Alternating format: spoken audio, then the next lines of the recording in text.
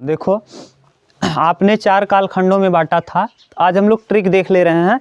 इसको पूरा डिटेल में देखना है तो आपको वीडियो है ही ना, डिटेल में नहीं ट्रिक में देखना है। तो आदिकाल का शुरुआत क्या माना जाता है, समय सीमा। देखिए अगर आपको हिंदी साहित्य का इतिहास जब पढ़ा रहे थे तो इतिहासकार का नाम आपको लिखे थे, जैसे मिश्र बंधु विनोद, मिश्र बंधुओं ने लिखा था, गणेश बिहारी, श्याम बिहारी, सुखदेव बिहारी, तो उन लोगों ने इसका समय सीमा अलग बताया। आचार्य रामचंद्र शुक्ल ने अलग बताया।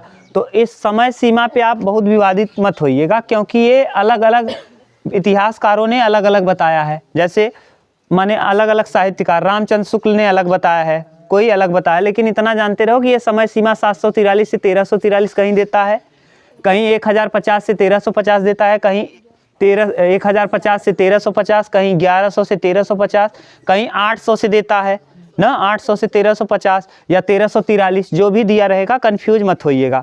इस डेट को नहीं पूछेगा। आदिकाल को आदिकाल कहा किसने था, हजारी प्रसाद द्विवेदी। इसी को चारण काल कहा था जॉर्ज ग्रियर्सन ने। आचार्य रामचंद्र शुक्ल ने इसको कहा था वीरगाथा काल, और राहुल सांकृत्यायन ने क्या कहा था, सिद्ध सामंत काल, सिद्ध सामंत काल। क्लियर। तो ये बता दिए थे आपको कि इसको किसने क्या कहा। आदिकाल को वीरगाथा काल किसने कहा है, कई बार पूछा है, आचार्य रामचंद्र शुक्ल, आचार्य रामचंद्र शुक्ल। अब देखिए आज मधु भट्ट ने पति संख्या देखा चंदा, तो ये है आदिकाल के कवियों को रटने का ट्रिक। आदिकाल, भक्तिकाल और रीतिकाल में जो भी होंगे ना, वहाँ कवियों को हम पढ़ेंगे। उसके बाद जो आएंगे उसमें हम गद्य और पद्य दोनों पढ़ना चालू करेंगे। आधुनिक काल से गद्य और पद्य दोनों चालू होगा। आज हम लोग आधुनिक काल पढ़ेंगे, पहले इसको देख लो। ये कंप्लीट कर लिए तीनों, आदिकाल भी कंप्लीट कर लिए, भक्तिकाल भी और रीतिकाल। तो इसको एक साथ आप कैसे याद करोगे इनके कवियों को, इसका ट्रिक क्या है। आज मधु भट्ट ने पति संख्या देखा चंदा, आ से हो जाएगा अमीर खुसरो, जो खड़ी बोली के जनक और तबले और सितार के जनक, तबला और सितार का जनक किसे माना जाता है, अमीर खुसरो को। तो अमीर खुसरो को तबला और सितार का जनक माना जाता है। पहेली और मुकरी का जनक माना जाता है। पहेली मुकरी क्या होता है पढ़ा दिए हैं। पहेली जिसमें बूझो तो जाने, और मुकरी भी बताए थे, उसमें लगा रहता है क्या, क्वेश्चन क्वेश्चन क्वेश्चन, रांग फिर राइट, और उसमें लगा रहता है सखी, क्या लगा रहता है, सखी। पढ़ा दिए हैं बहुत अच्छे से। ठीक, अमीर खुसरो तबला सितार के क्या थे, जनक थे।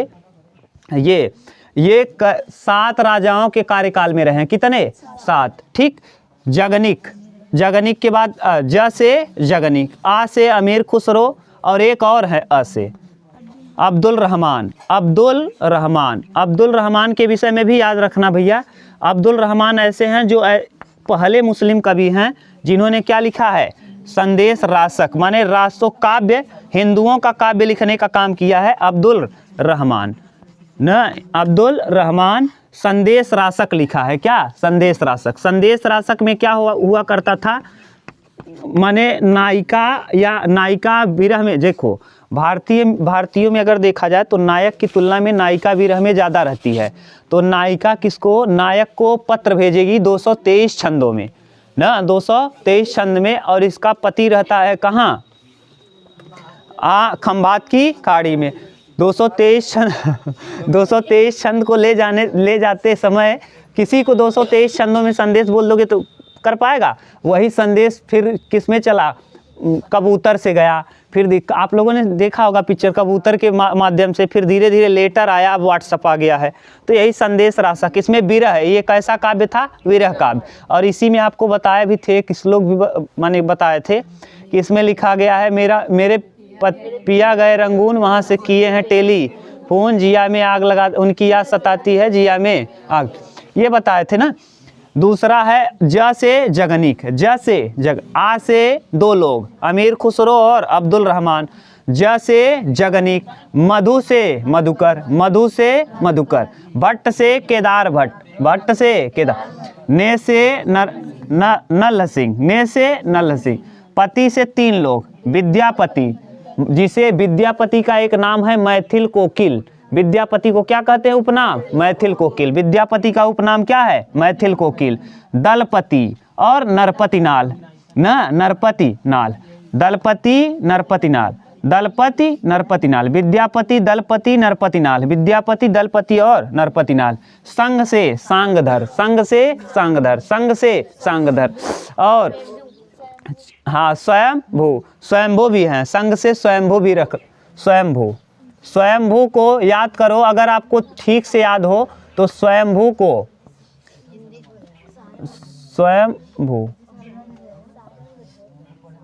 सारंगधर तो लिखे हैं ना, सारंगधर, अच्छा सांगधर लिख दिए हैं, सारंगधर, सारंगधर, ठीक अब सही है ना, सारंगधर। अब एक चीज बताओ, स्वयंभू के विषय में किसी ने कुछ कहा था? किसने? डॉक्टर राम कुमार वर्मा ने इन्हें हिंदी का प्रथम कवि, जबकि हिंदी के प्रथम कवि हैं कौन? सरहप्पा। हिंदी के प्रथम कवि कौन है? सरहप्पा। ठीक, तो स्वयंभू को किसने कहा था? डॉक्टर राम कुमार वर्मा। ठीक, लेकिन स्वयंभू हैं किसके? अपभ्रंश के प्रथम कवि हैं, अपभ्रंश के प्रथम कवि। ठीक, तो यहाँ स्वयंभू भी लिख सकते हैं। चंदा से चंदवरदाई, और इन्होंने ही पहला लिखा है पृथ्वीराज रासो, पहला महाकाव्य। कौन? पृथ्वीराज रासो, पृथ्वीराज रासो। क्लियर? आगे है दे से देवसेन। अब आप बता लोगे, आज मधु भट्ट ने पति संख्या देखा, चंदा। आ से अमीर खुसरो और अब्दुल रहमान। ज से जगनिक कवि, ज से जगनिक। आज हो गया मधु से मधुकर, भट्ट से केदार भट्ट, ने से नल सिंह, ने से नल सिंह। पति से विद्यापति दलपति नरपति नाल। संग से सांगधर, संग से सांगधर और स्वयंभू, सांगधर और स्वयंभू, स्वयंभू, स्वयंभू, स्वयंभू, सांगधर और स्वयंभू। उसके बाद चंद से चंदवरदाई, चंद से चंदवरदाई, और देह से देव से, देह से देव। क्लियर हो गया? यानी आज मधु भट्ट ने पति संख्या देखा, चंदा देखा। हो जाएगा। ये आदिकाल के क्या हैं? कवि हैं। आदिकाल के कवियों को याद करने का ट्रिक। अगला हेडिंग डालिए, किसको याद करने का ट्रिक? भक्तिकाल को, भक्तिकाल के कवियों को याद करने का ट्रिक। ठीक, इतना उतार लो। हम लिख रहे हैं कौन सा काल? भक्तिकाल। चलो देखो भक्तिकाल का समय सीमा कितना रहा? 1350 से 1650, 1350 से 1650, या 1343 से 1600।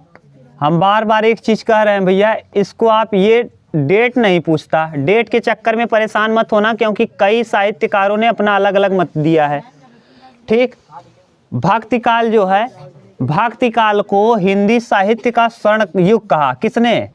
यह स्वर्ण युग है, स्वर्ण युग। भक्तिकाल को हिंदी साहित्य का स्वर्ण युग कहा है जॉर्ज ग्रियर्सन ने। जॉर्ज ग्रियर्सन, ग्रियर्सन ये पूछता है, जॉर्ज ग्रियर्सन। अब ध्यान से सुनना, देखो भक्तिकाल के रचनाकारों को याद करने का ट्रिक क्या है? रश्मि जी के शब्दास हैं। रश्मि एक नाम की लड़की है, इतनी सुंदर है कि उसके शब्दास हैं। रश्मि जी के शब्दास, किसके शब्दास हैं? रश्मि जी के शब्दास, रश्मि जी के शब्दास। र से रसखान, र से रसखान, सुजान रसखान, इनकी रचनाएं हैं ना, सुजान रसखान। प्रेम वाटिका, ये सब रसखान की रचना। मी से कोई नहीं, मी से मीराबाई, मी से मंझन, मी से मुल्ला दाऊद, मी से मुल्ला दाऊद।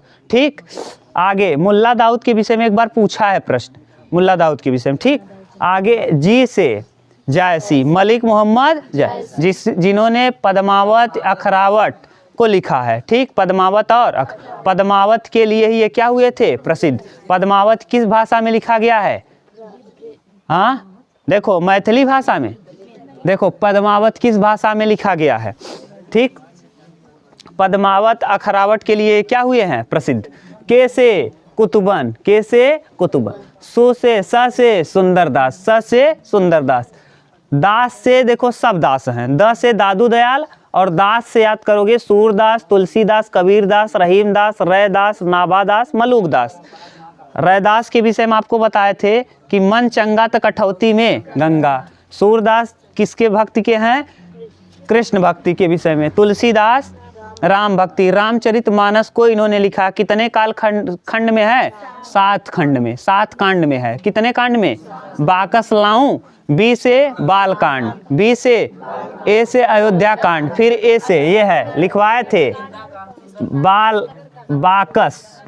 बाकस लाऊं, बी से बालकांड, ए से अयोध्या कांड, अ से अरण्य कांड सबसे बड़ा, बालकांड सबसे छोटा, फिर के से किष्किंधा कांड सबसे छोटा, किष्किंधा सबसे छोटा, फिर उसके बाद सुंदर कांड, फिर लंका कांड, फिर उत्तर कांड, फिर तो कितने कांड में बटा है? 7 कांड में।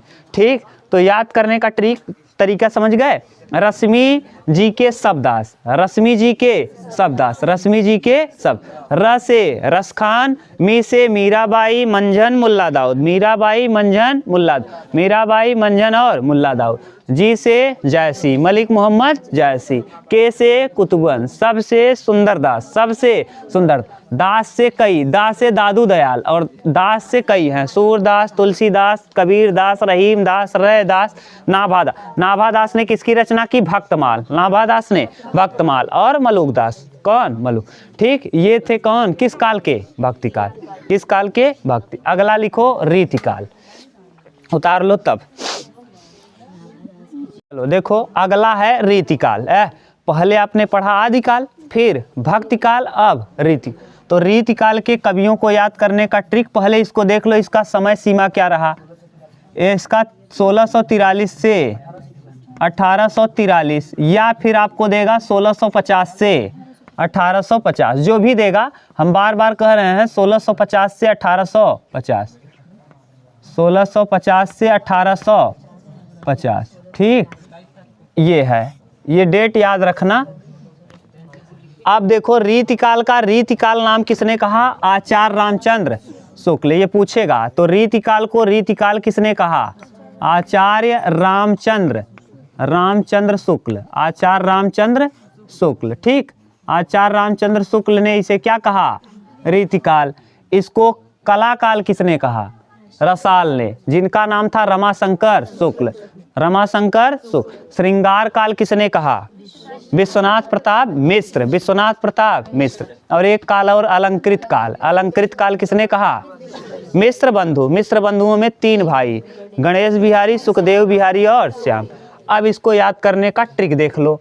इस रीतिकाल को 3 खंड में आपने बांटा था, 3 खंडों में रीतिबद्ध, रीति सिद्ध और रीति मुक्त। रीति मुक्ति में अब देखो, उसको याद करने का ट्रिक देख लो। तो रीति मुक्त में बताए थे घनानंद, बोधा, आलम, ठाकुर, न गिरधर और वृंद।